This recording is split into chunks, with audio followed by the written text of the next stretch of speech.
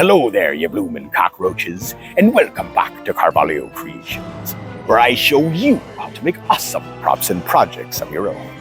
In today's video, I'm going to be showing you how I created this rapscallion standing next to me, using a bit of PVC pipe, some expanding foam, and monster mud. So if you guys are excited about today's video, why don't we get in that piratey spirit? Because we are about to go wild with it.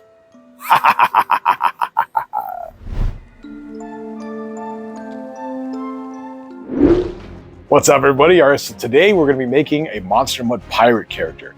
And the premise behind the design is going to be a Pirates of the Caribbean, Curse of the Black Pearl, when that moonlight hits these characters and they turn into that skeleton creature. So that's kind of what we're going for today. So I'm going to talk about the material list you're going to need to get this guy going. Now, first and foremost, you're going to need PVC pipe, and I'm going to be using PVC pipe ranging from about 1/2 inch to 2.5 inches so I can get the proper support I need to make sure this character stands on his own. Secondly, you're going to be needing just a scrap piece of plywood. I have OSB here. This will be okay for today's project, just so we can screw the PVC pipe to the base and it has a little more support on the bottom. Definitely going to be needing some pool noodles and chicken wire just to meet our character out so he looks about the right proportions for him. We're going to be using a foam head and some foam clay for our sculpt today. Definitely going to need a jigsaw to cut your pieces down to size, and you're also going to need a heat gun to bend everything like we've done in the past. A lot of accessories are going to go on him at the end, but for sure you're going to be needing some old clothes, old material, some boots or shoes that you can dress to make it look like pirate boots. I'm going to be using an old wig to create some hair, maybe dreadlocks. I'm not sure exactly how I want the design to go today. Like most things I do here on the channel, this is the first time I'm giving it a go, but I want to take you along for the ride so you guys can see how you can create something out of almost nothing. So if you guys are ready for today's build, I sure am. Oh, and don't forget about Monster Mud. We're definitely going to be needing Monster Mud today. So if you guys want a more in-depth tutorial on how I use my Monster Mud and how I apply it, although I will be talking about it in today's video, you can definitely watch my Monster Mud Witch video, in which I covered that completely. So without any further ado, why don't we get ready to go wild? All right, everyone, to start off today's video, what I'm going to be doing is taking my 2.5 inch PVC pipe and cutting down the legs. Now, I measured my legs to about 32 inches in height, but yours will vary depending on your character, obviously. And then I wanted to give a little extra, so they're about 37 to 38 inches in length, and then I'm bending them at about 6-7 inches so I can stick that bent area in the foot in my shoe and then screw it down to the wooden base plate. So I'm just taking my heat gun, heating up the PVC pipe, and then immediately cooling it down once I have the shape I want. Now I'm going to be building my structure from the ground up, so I want to make sure I get the positioning of the feet in place so they look more realistic in the stance. So I'm making sure to give them a little bit of a spread feel, and then I'm using actually 2 screws to screw it down to the base plate here, and then to create that natural pose, I'm taking the heat gun here and just bending one of the legs back a little bit. Now for this next step, I'm going to be connecting the hip area. Now I didn't have any couplers for these 2.5 inch PVC pipes, so if you have couplers, or if you're doing this project, go get the couplers. It's going to save you a lot of hassle later on, because I do have a little bit of issue later on with it holding. So I just used a little bit of wire here, and then I pre-drilled a 3/4 inch hole in the center of that pipe, because that's where my 3/4 inch PVC pipe is going to run for the torso. And then as you can see here, I'm using my spray foam to go ahead and lock in those hips, and then I'm also doing it inside the shoes and under the feet, just to make sure there's a lot of stickiness to tack down my legs to the actual base plate there. And I went ahead and did this in sections so it would glue up and dry up before I went on to the next stage. And here I'm just taking some chicken wire because I'm going to be making my torso. Now I didn't screw this to the PVC at all. I just formed it with my hands, tightened it on itself, and then I started shaping the torso because it's going to be like a skeleton character, so I want him a little thinner. I want that rib cage pushed in a little bit here, so I'm just forming it with my hands. Chicken wire is great for this, and it adds a little layer of structural support as well. Now for the arms, I'm cutting these at about 20 inches in length, and then I'm just gonna, the same way I did with the hips, just pre-drill some holes, use some 16 gauge wire, and then attach them again. If you have couplers, use the couplers. It's a lot easier. I just didn't have any on hand.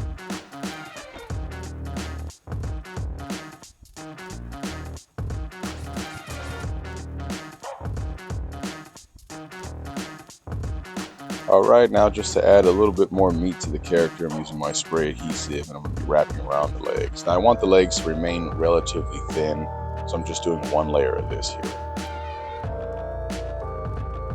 And originally, in my original design, I wanted a rib cage on this character, so I'm using tape as a guide for my spray foam, so I'll be able to spray over it and there'll be something to attach the spray foam to instead of just falling through the chicken wire. And I'm basically just doing one layer of the foam over the joints here to lock those into position, and then over that rib cage that I have there. I'm going to take a break here in a second and we'll get to the sculpt, because I want the head on before I go to the next step.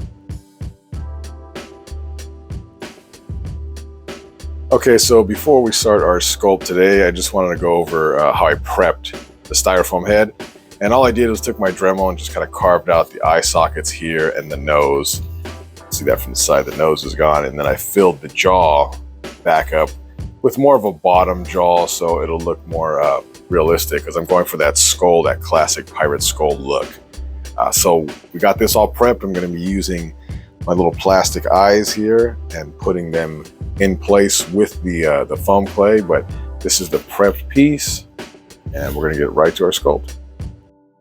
Now to start off my sculpt today, usually I start with the eyes because it's easier for me, but there was so much color and variation and texture in this, I wanted to just skin the entire piece before I started.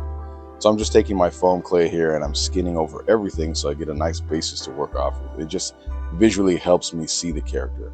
And now that I have it skinned, I'm going to start pushing in some of those eyebrow ridge, placing the eyes in place, and then starting to work with my actual sculpt from this point on. Now, if you guys are doing sculptures, I would recommend just having a reference picture. You can see in the bottom right-hand corner of the screen, there's a little reference picture that I'm kind of going off of. And it's just a rough reference picture. I'm not trying to copy anything exactly. I just want to have proportionally the right look and style for the character.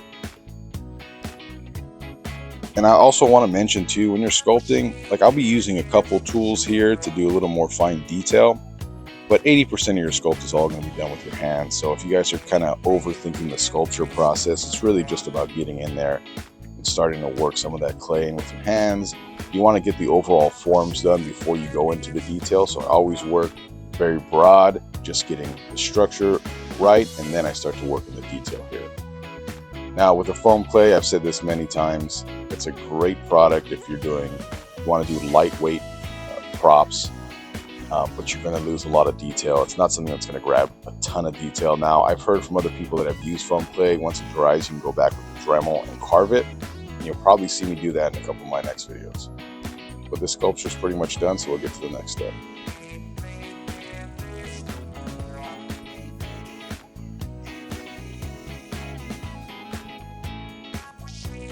Okay, so now that we have the armature pretty much done for our pirate, I'm going to go ahead and let this set up before I start to bend the PVC pipe on the arms with the heat gun like I've done originally.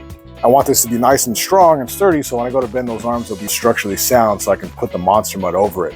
Now, I gotta really consider the monster mud that I'm using and the weight of it, because once you put that material in the monster mud, it becomes super heavy. So you want your armature to be nice and strong. So I've been actually doing this in steps as we go along, so the hips are nice and strong before I put the torso on, let that set up, and then go ahead and do the arms and what I have here with the chest. Also, I use that spray foam just to create a little skeletal structure.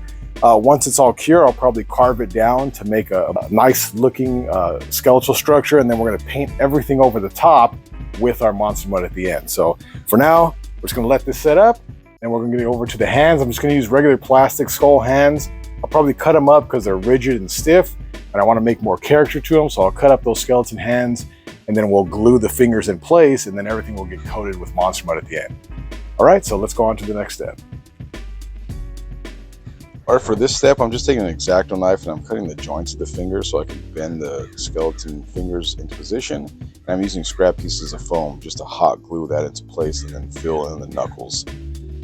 It's very simple, something you can do very easily.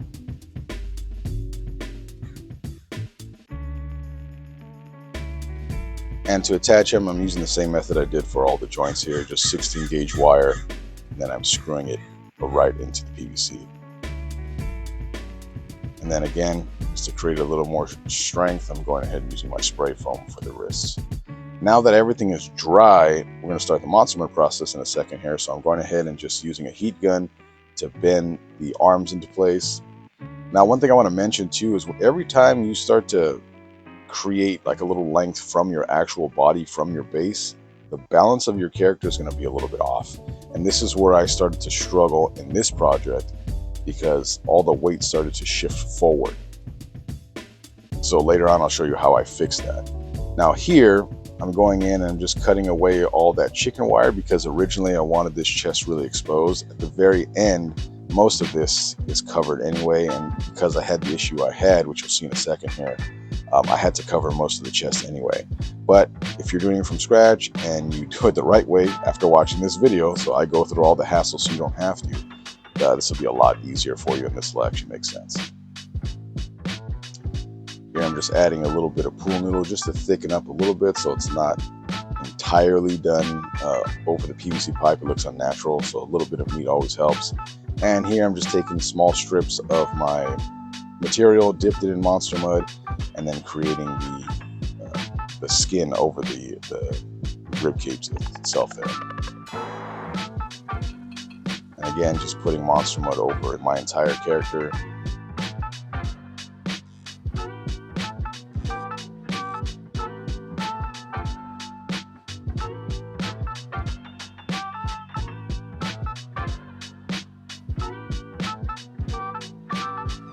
Now, there's one thing I wanted to mention when it comes to putting on the clothes here. You want to think about the weight, because this gets super heavy super quick, and that's where I had a lot of issue. Now, you want to use thin material as possible. Any material works for monster mud, but the thinner is going to be the better for you, definitely. Because when I started putting the sleeves on here, you could see the character start to tip here and bend at that hip because of the weight of the monster mud. And this is where I had to put in just a support beam while I finished, to get him to stand up straight, but he was bending way too much. I was already losing a lot of that structure, and I knew once the monster mud would dry completely, it would look perfect.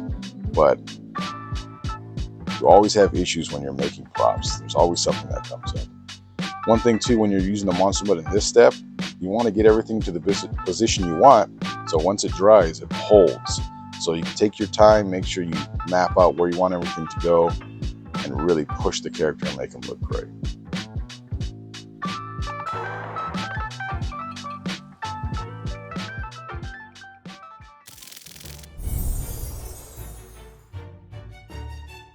Okay, I apologize for the background noise. My neighbor's doing construction.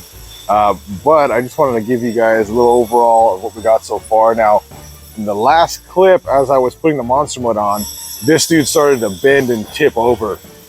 And that's because of the structure of it. Now, I was a little concerned about that PVC pipe being able to hold the weight. So I had a little issue with that. So what I ended up doing was just spraying another can of great stuff in that joint at the hips. Let me see if I can kind of show you the inside a little bit, or you can kind of see. But I shot a bunch of great stuff inside here. And then to add a little more support, I went ahead and attached a wire to the chicken wire structure that I made earlier, and then I placed it all along the legs here, and then I put 2 screws on each side to distribute that weight. Now, doing this again, I'd probably reinforce that joint at the waist a lot more, but this seems to work. Also, I tipped the base back a little bit and then screwed the 2x4 underneath just to distribute that weight back again. So this guy's held up pretty well since then. Though I don't think I have any more further issues, but I just wanted to show you guys that. So now I'm gonna finish the monster mud, do the little details, and then we'll let them dry for another day and get over to the paint.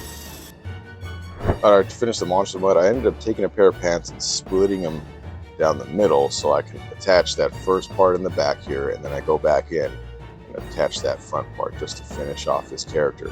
And then I use a little bit of thicker material for the top of the boot tops and also the wrists of the character to give that really cool look.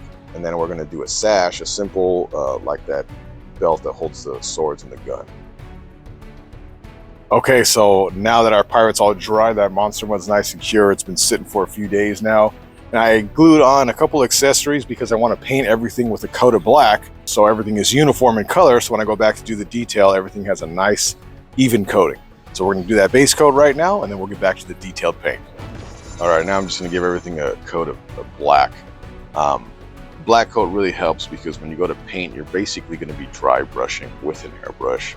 In my case, if you're doing it by hand, you can definitely just dry brush with a regular brush, but you want to make sure that you get the paint in all the crevices, all the nooks and crannies, so everything is completely coated before you start your next step.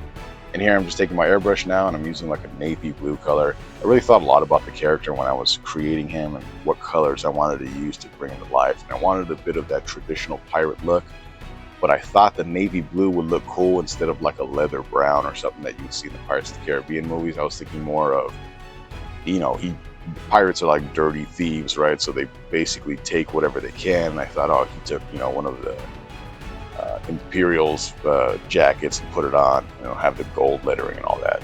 At the end, I thought it was a really cool way to kind of bring to life this character. And here I'm just using an off-white color to pop out the shirt, but I'm making sure to leave the black in everything that I'm painting in here. So it gives another layer of realism.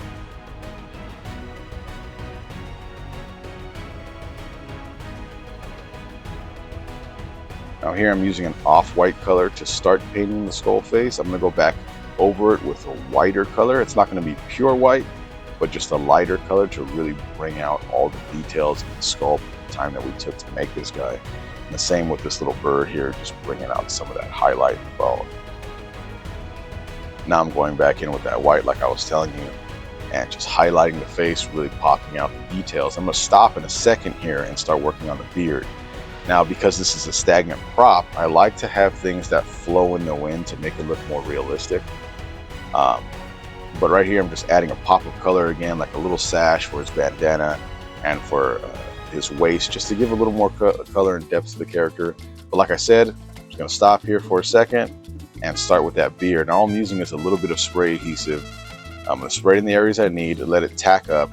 And then I'm taking, this is actually a yarn that you can buy at Hobby Lobby. It's like $12 for a big roll, goes a long way. And I'm just using a popsicle stick to kind of press it in place and then pull away. I also do a mustache here, and the reason I stopped is because I'm going to be using a brown color to go ahead and darken around the eyes and the nose to get some of those details to really pop out, but I also wanted that same color for the beard and mustache. And I also glued some of that hair around the dreadlocks as well, so there's a little more flow to the character and he looks a little more realistic.